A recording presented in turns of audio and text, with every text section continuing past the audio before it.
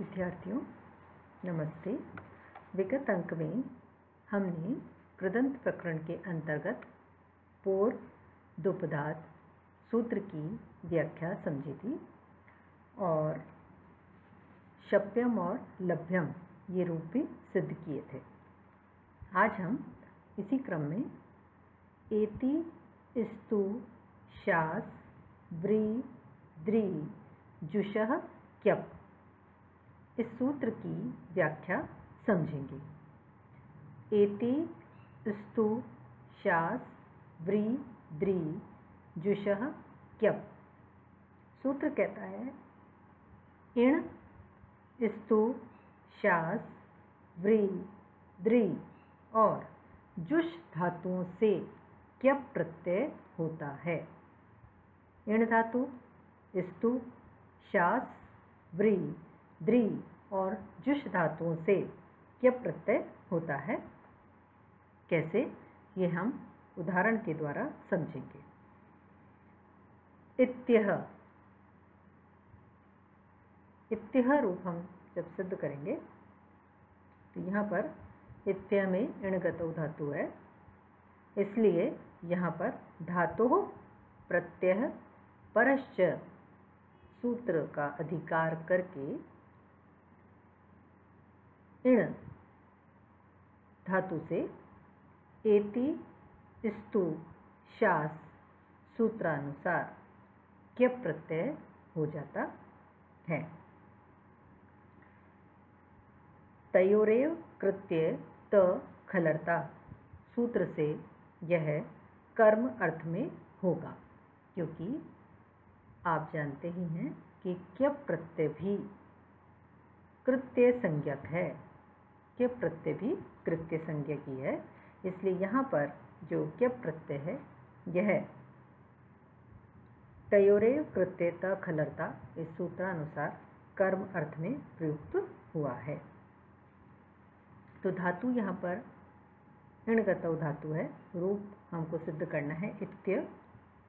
तो इकार ई इस से परे हम एति स्तु शास व्री द्री जुषः क्यप से क्यप प्रत्यय करेंगे।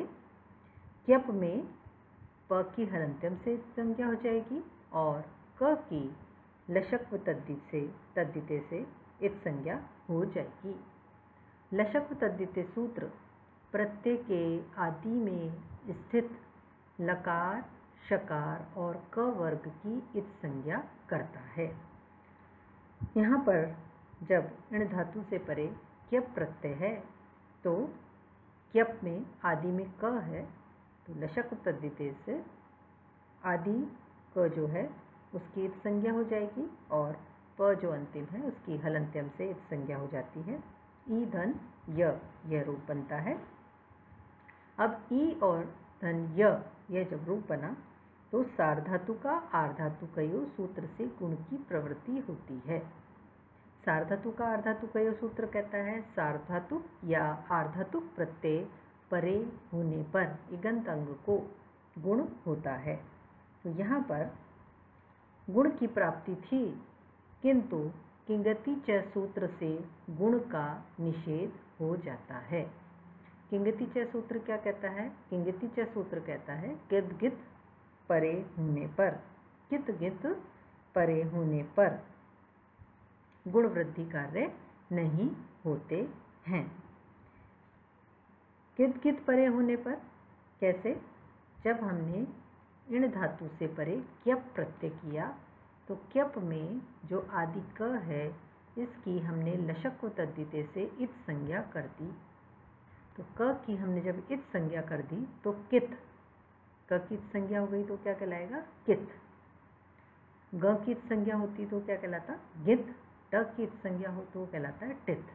तो सूत्र कहता है किंगति च सूत्र कित गित यदि परे हों तो गुण वृद्धि कार्य नहीं होता है, गुण का यहाँ निषेध हो जाता है।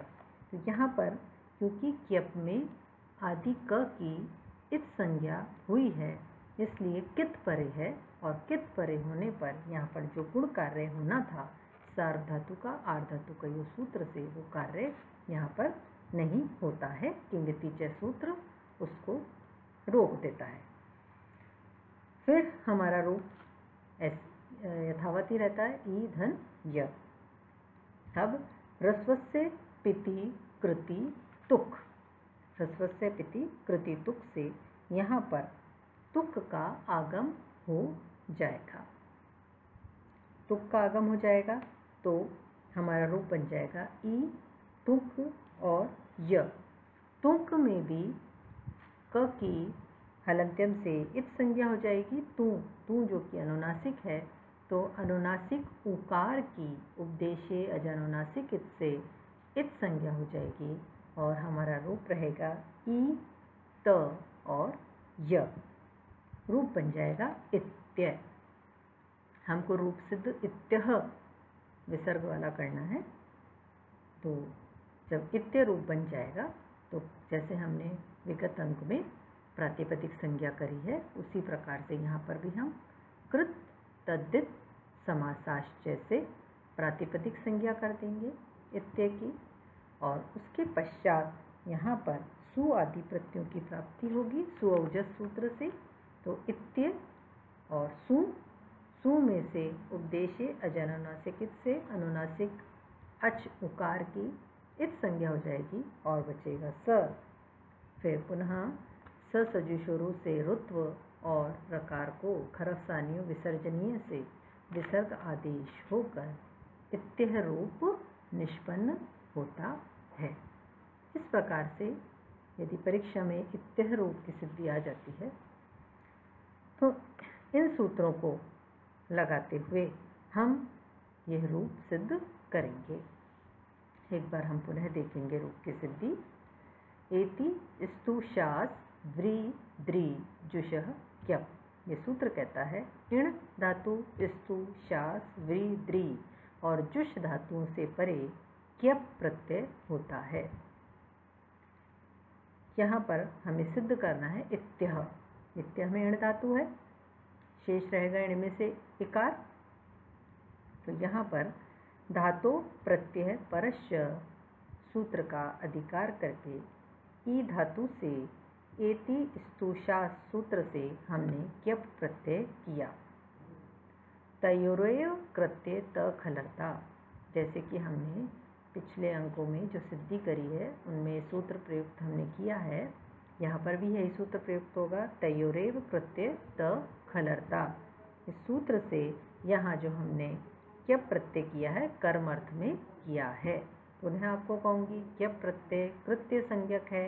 हमने जहाँ कृत्य संज्ञक प्रत्यय पढ़े थे वहाँ हमने देखे थे कि 6 प्रत्यय कृत्य संज्ञक थे, तव्यत, तव्य, अनियर, यत, ण्यत और क्यप। विगत अंकों में हम तव्यत, तव्य, अनियर प्रत्यय, यत और ण्यत प्रत्यय सिद्ध करके देख चुके हैं, उनके रूप हम सिद्ध कर चुके हैं। आज हम उसी क्रम में क्यप प्रत्यय का अध्ययन कर रहे हैं जो कि इस सूत्र से हो रहा है।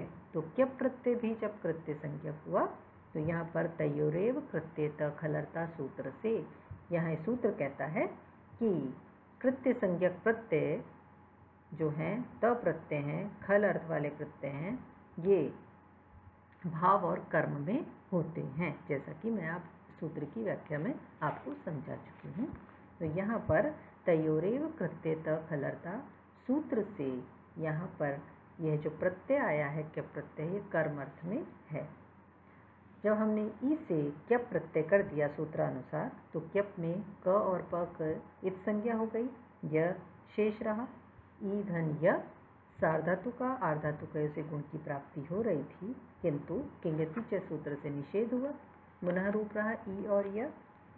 ह्रस्वस्य प्रति कृति तुक, यह पिछले अंकों में भी यह सूत्र आ चुका है।